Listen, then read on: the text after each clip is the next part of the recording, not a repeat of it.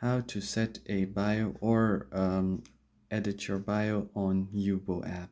So if you don't know what this basically is a app where you can make friends. So if you already have this, you can just open the app, and then you can see there is a profile icon at the top right.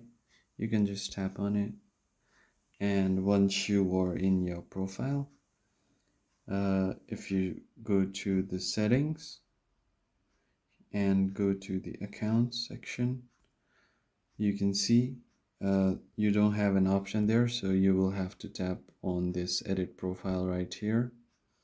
In here, if you scroll down, you can see the bio right here.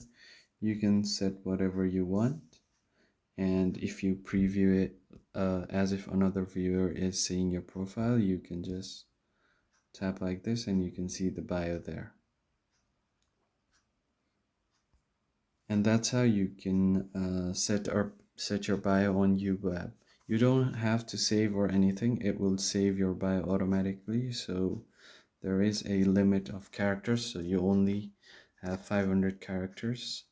So make sure to fit within that, and you can set your bio like this. I hope this video was helpful, and I'll see you on the next one.